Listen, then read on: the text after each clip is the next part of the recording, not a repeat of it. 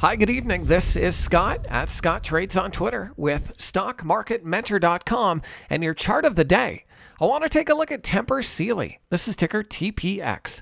Now, we love our Tempur-Pedic mattress. It's so comfortable. We sleep like babies on that mattress. But here's the thing. I don't want you to sleep on this chart because this chart looks like it wants to go higher. If I zoom in here a little bit, you can see that TPX has really just kind of built a nice base of consolidation over the last 20 days or so. The last two sessions, we've had some nice upticks in volume, in fact, higher than average volume and support at the 21-day exponential period moving average. Now today, Tempur closed just under a recent level of resistance. So we're right there. We're right close to a level where you can define your risk.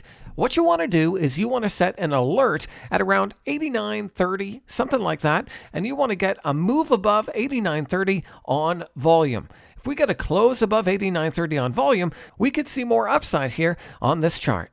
If I flip to a weekly chart, as you can see, weekly, the stock's, again, just kind of been going sideways the last couple of weeks. So if we break above that level and stay above that level, the chart's making a new weekly high, which means the uptrend could continue. You know, anytime I'm looking at a chart, I always like to glance at the weekly chart. Even though I base most of my decisions on the daily chart, looking at a weekly can help you zoom out and check out the overall trend of a stock.